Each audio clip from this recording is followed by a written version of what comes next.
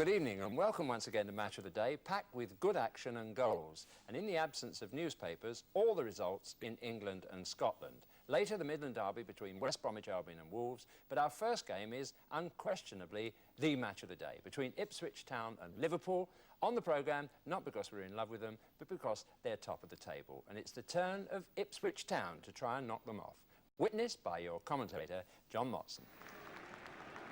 Kenny Dalglish needs just one goal to become the first man to score 100 league goals for one club in England and Scotland. The 99 he scored for Liverpool includes 7 against Ipswich, 3 of them here at Portman Road. And today he plays up front because Michael Robinson has a twisted ankle and Liverpool are forced to make their first change in 8 matches. So Ronnie Whelan plays his first league game since last April.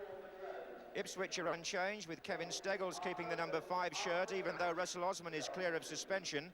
Mark Brennan, who's 18, plays his 3rd league match in midfield, and the substitute is Mitch Davray, who scored the only goal in the corresponding match last season. Referee this afternoon is Martin Bodnam of Brighton.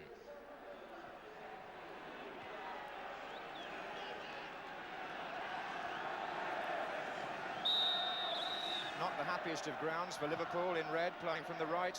They've lost on 5 of their last 9 visits in the league. This is John Walk for Ipswich. Brennan given away to Rush, but they've won 2 League Cup or Milk Cup ties here in that period, Liverpool. Alan Kennedy for them.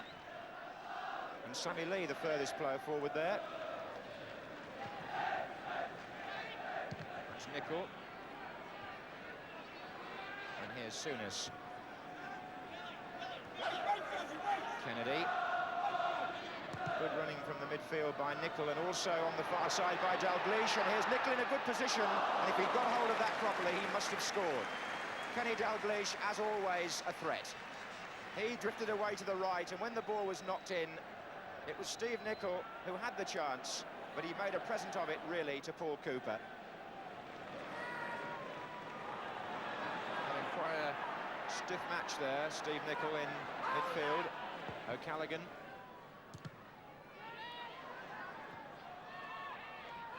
And Steggles was struggling a bit there against Whelan. This is Souness, and now it's Lee, and Liverpool are looking dangerous. Rushes through, and he got a foot to it marvellously well. He was onside, so it would have counted. Sammy Lee getting it forward, and Rush, whose instinct for goals now is something people are beginning to say in the Jimmy Greaves class. He always seems to be on the end of what Liverpool produce. Well, so far they've hardly got the ball out to O'Callaghan, who's playing as a natural winger. Here's Mariner, this is Putney now.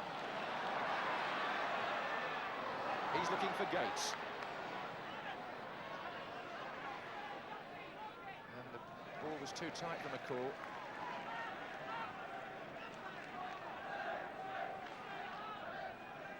Gates, good cross, Walk!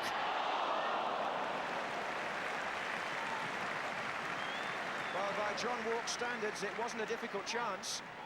Eric Gates supplied a very good cross there, under stress on the left, and Walk didn't meet it as well as he normally does. Instructions coming there from Charlie Woods for Ipswich. To Kevin O'Callaghan, who has wandered from wing to wing in an attempt to get the ball, but has so far been virtually starved of it. Whelan. Dalglish rushes over on the far side. Whelan's in the area. Lee was there as well. Header by Steggles. Kennedy.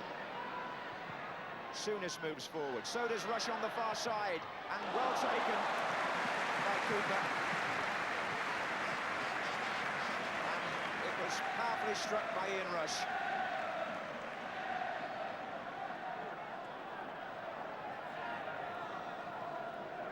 Brennan.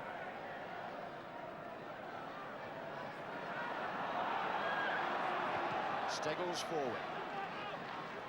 Lawrenson heading it across to Hansen, and they made it look easy.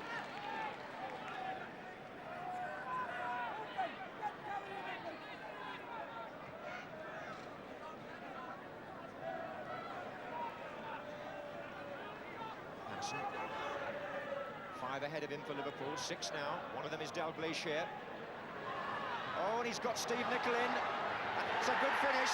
McCall, a brilliant clearance. A fantastic clearance off the line by Steve McCall. Applause ringing round the ground for one of the saves of the season, but not by the keeper. Here's Burley for Ipswich.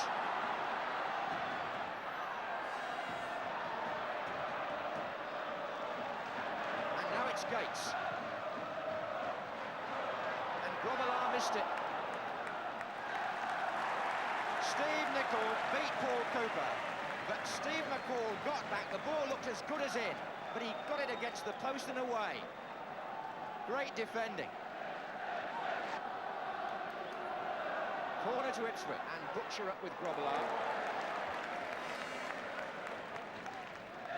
Steve Nicol must have thought he'd scored. He edged the ball nicely past the keeper. It was rolling in. But what a good piece of quick thinking by Steve McCall. Rush. Neil. Dalglish. Souness. And again, Liverpool's ability to spread the play from one side of the pitch to the other. Here's Putney. That's a good-looking ball for Mariner. And he's ahead of Lawrenson here as Mariner. Or he was, and he's still there. And he hits the outside of the goal.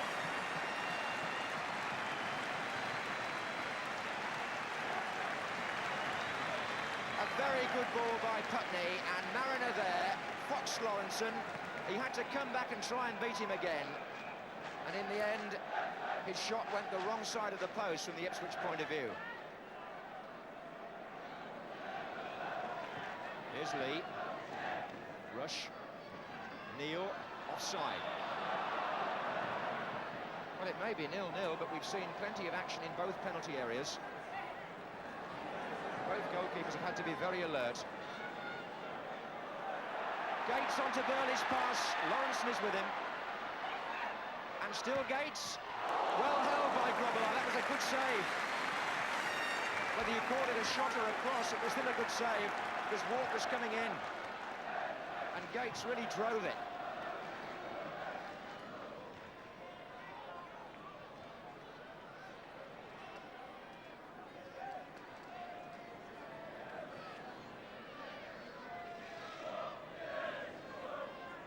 Lee. And off the head of Steggles.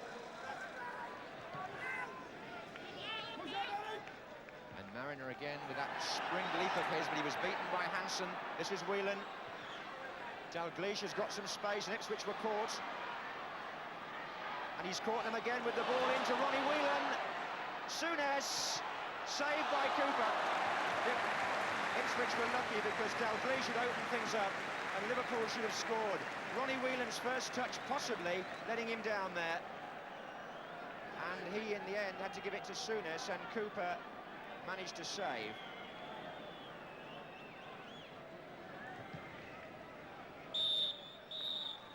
An eventful first half, with perhaps the most memorable incident being the goal line save by Steve McCall from Steve Nicol.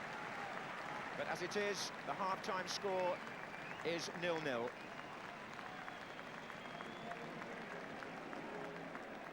Ronnie Moran and Tommy Eggleston on their way to the bench for the start of the second half. Liverpool playing now from the left.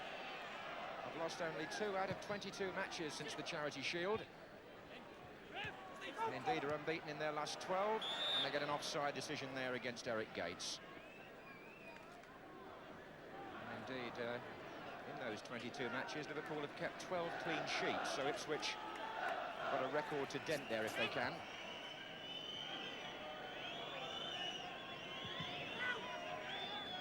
John Walk's header.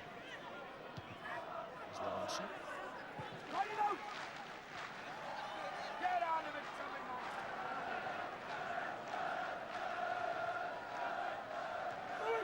McCall. And Neil. Butcher.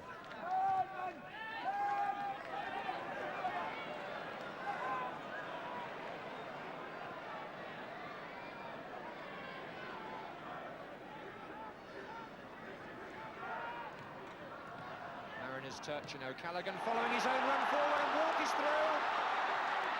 And Johnny Walk.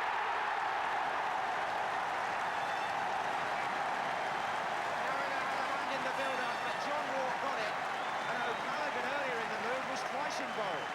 It started with him. When it ricocheted, he collected it once more. Mariner was in there too.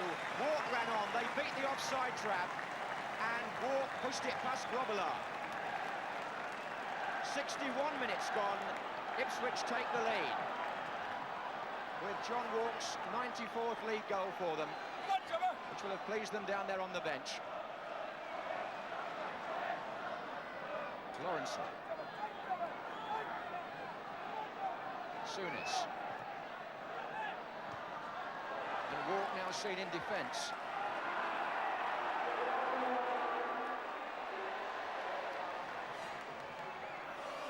It's been played short for Dalglish.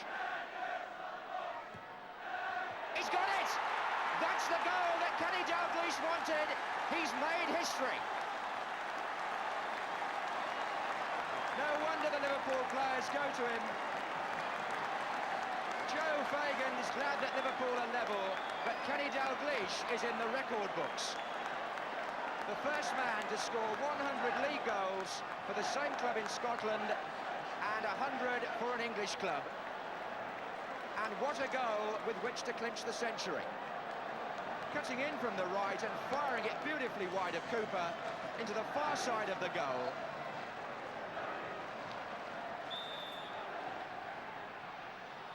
Quite a few other players got close to this particular record of Dalglish's in their careers.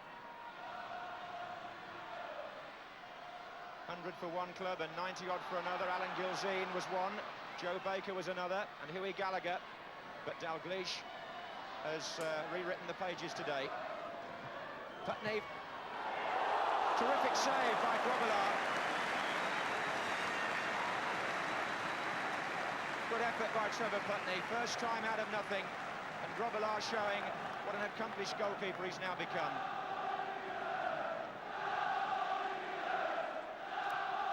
Butcher's on the near post with the flick. Walk was nearly in, and Souness tries to ward off Putney.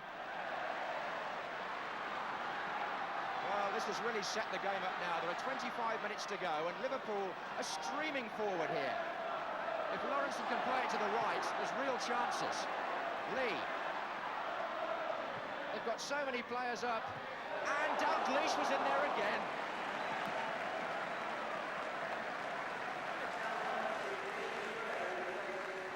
Mark Brennan, 18, comes off, and the man coming on, Mitch Davray. Davray, who scored the winning goal against Liverpool here last season. He'll play up front with Paul Mariner, and Eric Gates will drop back into midfield to fill the hole left by the departure of young Brennan. And Mariner trying to turn Hansen, but at least he shook him off. Mariner can forage a bit now because there's another tall target man up there with the arrival of Davray. Gates, Walk. Lee. Now rushes going through the centre. And oh, it was Steggles. Dalglish, no! Blocked by McCall, I think. Yes, it was. Well, there's a back foul by Souness in the midfield on Mariner. But meantime, oh, it's out on the far side. Graham Souness is being booked by the referee, and I suspect that's because he fouled Paul Mariner way back behind the play while Ipswich continued their attack. Kevin Steggles nearly put the ball in his own goal. When it came out, it seemed that Dalglish must score, and Steve McCall blocked it.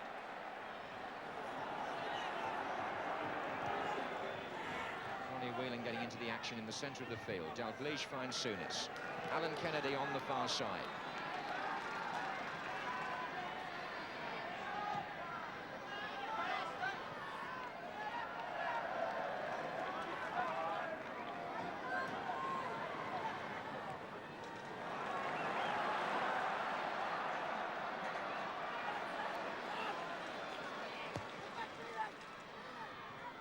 Lawrenson was there first.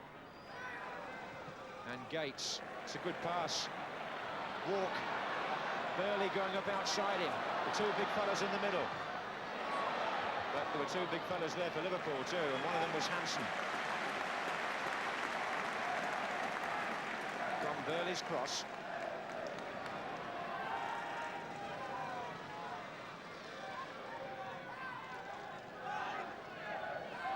Putney. Walk is wide on the left. And Mariner is up with Kennedy. Souness appeals. The ball finally does go out, and the appeal is turned down. It's a corner. Souness kicks the ball away, which is slightly dangerous when you've already been booked.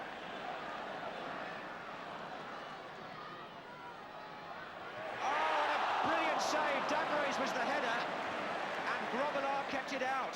Quite how, from this angle, I just don't know. Butcher got up and didn't make contact. Davray did, and Grobbelaar's had a good afternoon.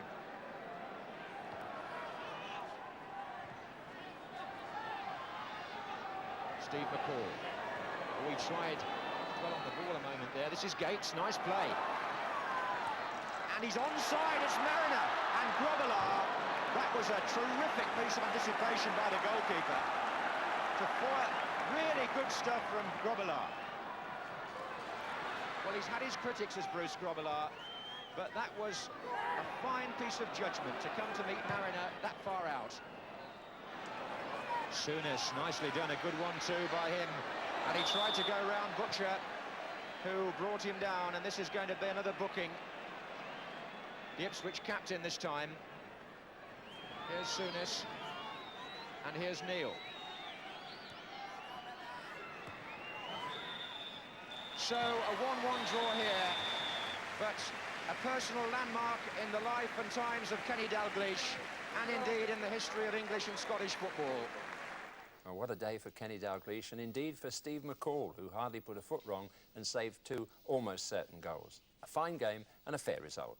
A different look at Kenny Dalglish's superb goal once again gives me the chance to tell you that it will be part of a bumper November-December Goal of the Month competition, when we'll show you the chosen goals during half-time in our live match on Friday, January the 6th.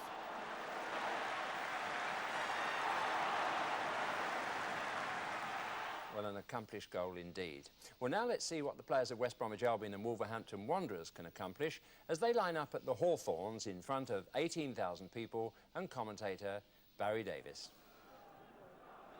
Both teams are unchanged, which in the continued absence of Cyril Regis means another chance in the Albion side for the colourful 19-year-old Mickey Perry. But he's being pushed for that front striker role by Derek Monaghan, who's been out of the side for over a year now with a cartilage problem. And it could well be that Regis will soon be back in contention as well. That's the Wolves line-up, trying to prove that at least one statistic is a damn lie, that which says that they are the worst side in the club's history. The record books show 19 matches without a victory, but there can be few better places to end that run than on the ground of your nearest opponents. The experienced FIFA official, Keith Hackett, is in charge this afternoon. Albion attacking the goal to our left on a very mild afternoon with a hint of rain in the air. Indeed, we're promised heavy rain before the 90 minutes is up. And among those in the crowd this afternoon is the England manager, Bobby Robson, in the front row there of the director's box. Clive Whitehead, the Albion skipper, John Pender.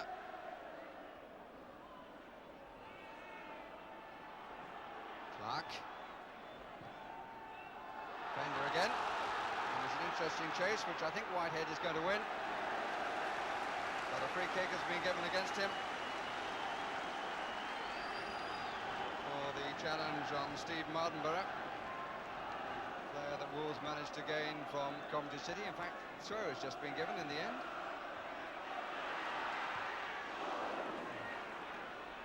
Acrobatic clearance by Zonderman.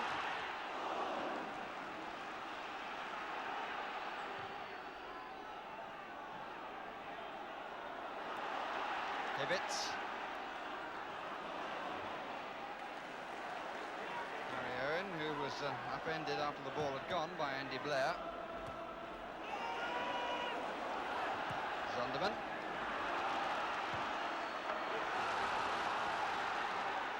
Barron finding there was enough pace on the ball for the collection. And there's young Perry, whose hair has been given an orange rinse. An idea of his girlfriend, I understand.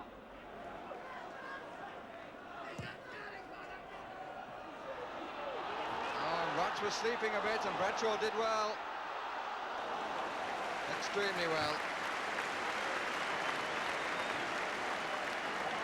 Certainly an error in the defence, which allowed Albion to get behind the backman as the ball was played, so he stayed onside.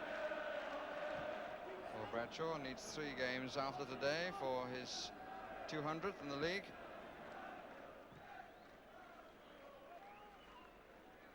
Good header by Whitehead, really attacked the ball. Clark. Andy Blair, this could be promising. Cartwright called for it, got it, has a chance if he can. The ball was slightly behind him as he was trying to make the shot, but he certainly orchestrated that. He was unlucky not to find the finishing note that he was looking for.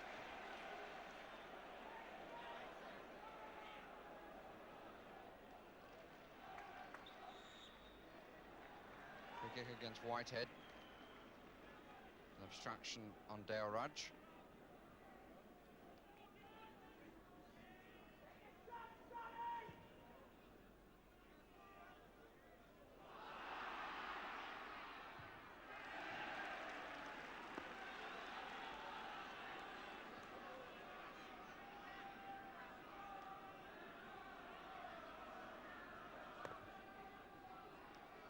Clark.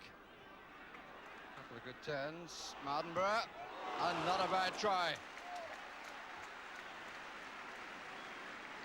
Thought the ball had got a deflection. In fact, I think the referee is right. Just a question of getting slightly underneath it, but it was a smart enough turn.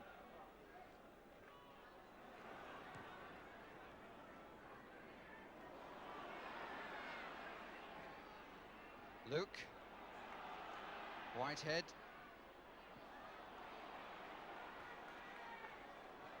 Zondervan. Bulls back in numbers, everybody behind the ball. Joel.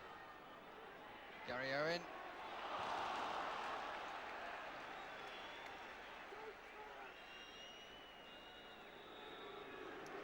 And so we reach half-time at 0-0, and Ron Wiley, the Albion manager, I would imagine as disappointed as anybody else in the ground. Because it really was a thoroughly disappointing first half.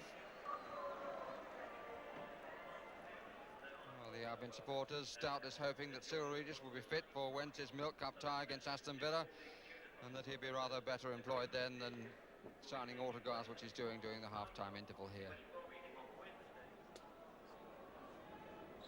Wolves, the only team in Britain without a victory, and the only team in the 4 divisions without an away point. Here's Alan Dodd and Kenny Hibbett, to whom they look for the greatest inspiration. And has he got Mardenborough away here? Graney pulling wide. Header came from Clark. It's Whitehead, and he's fouled by Danny Craney. And talking of Craney, his spell on loan actually ends today, but I understand that although he hasn't signed yet, the odds are that he will. Perry. Luke available. Blair.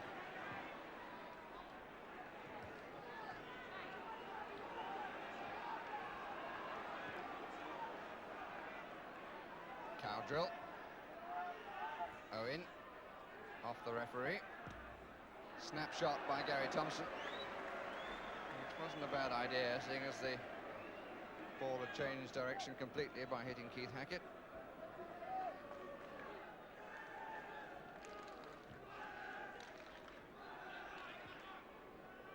Joel, it's only to Hibbett. Now this is a chance for Wolves. They've got 2 men over here.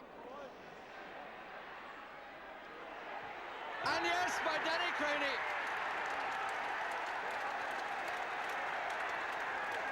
And look at the delight on the faces Well, Graham Hawkins, the manager, said, "I don't mind how we play when we get our first victory, but let it come soon. They've been waiting all season. Is this to be the afternoon?" Came from the terrible era. The first cross was not high enough to reach its man. But the ball was only half clear. Came down to Danny Craney, who dispatched it with some aplomb.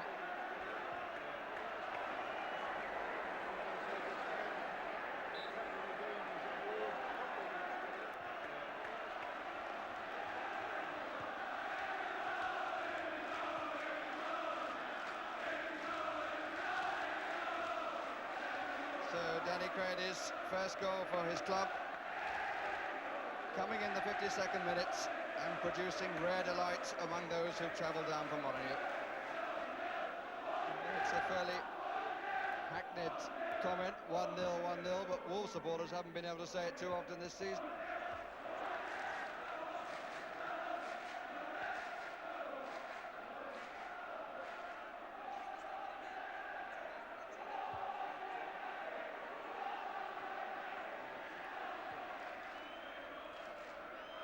Cowdrill, Blair, Mardenberg has gone to the left, Danny Craney in possession, Wolves getting more players forward, Craney's made the opening and scores an absolute beauty.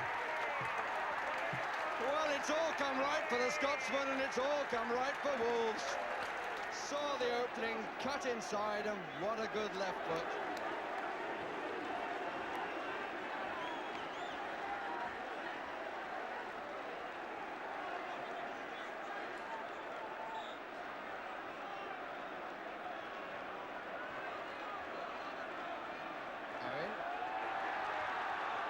He's at it again. Robertson.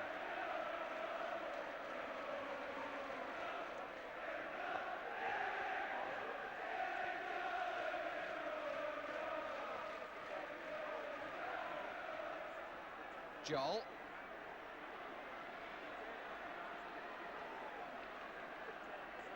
Good play by Zondervan. Well, that's too much. Goal kick. Well, there won't be too much doubt now, surely, about Wolves signing him next week. The figure from Celtic was put down at £20,000. Don't know about personal terms, but certainly the crowd will want him to stay. The linesman furiously waving his flag, but Mr. Hackett a little reluctant, and then finally does see, and it's probably the expected change. Mickey Perry, who comes off, and Derek Monaghan gets back into it.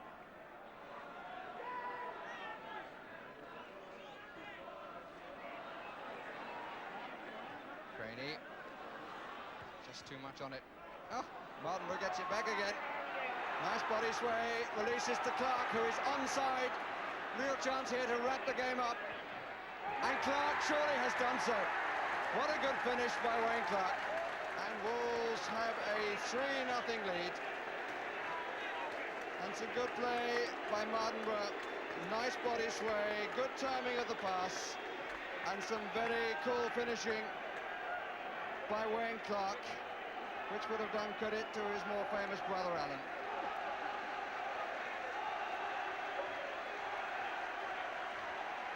West Bromwich Albion 0, Wolverhampton Wanderers 3, and this unhappy sequence of 19 games without a victory, which started at the back end of last season, is surely at an end.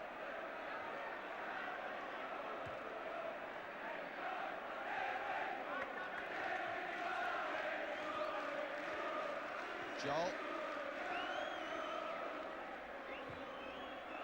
Rather hurried cross. John Humphrey. What a happy knacker being in the right place at the right time. Here's Owen.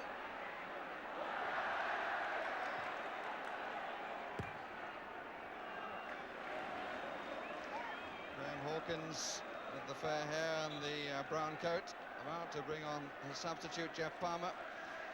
Chap in the light colour coat is Jim Barron, Hawkins number 2, and it's Mardenberg whom he replaces.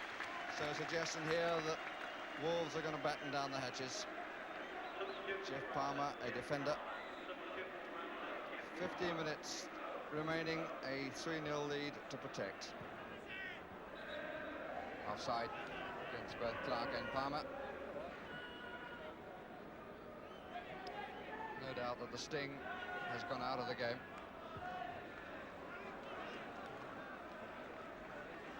Monaghan with a chance. Thompson, blocked by Bradshaw. Off the angle of post and crossbar from the shot by Zondervan. The sting suddenly came back. Blair. And he was unlucky, Zondervan. So indeed was Thompson, who turned smartly enough. The ball blocked by Bradshaw when it came out to Zondervan. He was denied by the woodwork.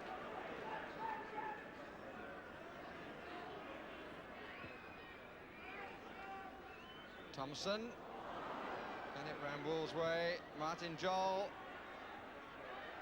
And it's finally in. Gary Thompson finally gets a consolation. Bradshaw was hopping around the goal from one side to the other. Thompson and Monaghan went up together. And Gary Thompson gives Albion a consolation goal with less than a minute remaining.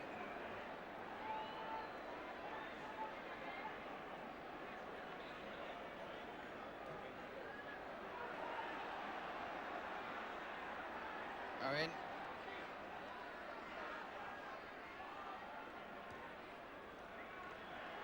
Cowdrell. Away by Dodd, not too effectively.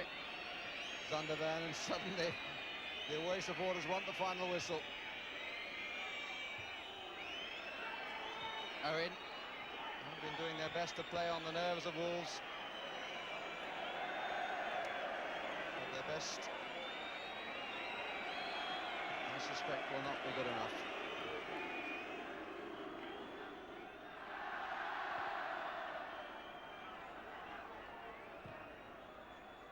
One check of the watch by Keith Hackett. And the match of the day has become the smile of the day as Derek Dugan, the chairman, goes, I'm sure, to congratulate his team. Two of the goals coming from the man who is on loan from Celtic and who now will surely be signed. Danny Craney getting a pat then from his manager Graham Hawkins, and Wayne Clark getting the third goal past Paul Barron. A final score: West Bromwich Albion 1, Wolves 3, and at long last the depressing run has come to an end, and few will begrudge them that. Well, I certainly don't, and let's hope that that win encourages all those who have the best interests of Wolves at heart in this most difficult time for them. Bob. It was certainly the day of the underdog in the First Division, and that Wolves result was typical of the upsets. 3 of the 4 bottom clubs this morning all won: Wolves, Leicester and Notts County. One exception, as you can see, is Watford, beaten at home by neighbours Luton. In another local derby, Spurs came from behind to beat Queen's Park Rangers. Mark Falco scored the first 2 goals in Spurs' 3-2 win over Rangers, with Steve Archibald getting the third, his 14th goal in the last 16 games. Trevor Christie scored twice, as did his teammate John Chidozie, as Notts County thrashed Aston Villa 5-2. Gary Lineker, Leicester's top scorer last season, and Steve Lynex put them 2 up against Arsenal in the first 30 minutes, with Alan Smith getting a third in the last minute. And Frank Bunn hit a late winner for Luton in their 2-1 victory at Watford. Now let's see how all this affects the top of the First Division. Liverpool go 2 points clear, but they could lose the lead to either West Ham or Manchester United, who meet at Upton Park tomorrow. Spurs stay 4th, and Luton move up 5 places to 5th. In the Second Division, the last unbeaten record in Britain ended when leaders Sheffield Wednesday were beaten at Crystal Palace. Look at that amazing scoreline at Portsmouth, where Oldham just hung on to win after being 4 up at half-time. David Giles, Palace's Welsh international, scored the goal that brought Sheffield Wednesday down to earth after 19 games without defeat. Kerry Dixon got his 17th goal of the season to earn Chelsea a draw at Leeds, and Kevin Keegan was on the mark again with a penalty in Newcastle's 2-1 win over Cambridge. Now the top of the table, Wednesday's lead is down to 3 points over Chelsea, with Newcastle moving into 3rd place on goal difference from Manchester City. On to Division 3, and there's the top score of the day: Burnley 7, Port Vale 0. Sheffield United were not far behind, beating Southend 5-0, and Lincoln got 4 against this morning's leaders, Bristol Rovers. Kevin Reeves grabbed a hat-trick in that Burnley landslide. Keith Edwards also got 3, his second hat-trick in 4 days for Sheffield United. And John Fashanu, Justin's kid brother, scored 3 for Lincoln. So plenty of goals in Division 3, where there are now new leaders, Oxford United. They warmed up for Wednesday's Milk Cup tie against Manchester United with a 2-0 win over Newport, and that puts them a point clear of Bristol Rovers. Sheffield United and Burnley are both up there with the leaders. The important results in Division 4, York's win at Hartlepool, Blackpool's 2-1 victory at Hereford, and Doncaster's goalless draw with lowly Chester. York, in fact, came back from 2-0 down to beat Hartlepool 3-2 and maintain their 1-point lead at the top, with Blackpool moving into second place. The highlight in Scotland's Premier Division was the meeting between champions Dundee United and this morning's leaders, Aberdeen. The score, 2-0 to Aberdeen. Archie McPherson describes how they did it.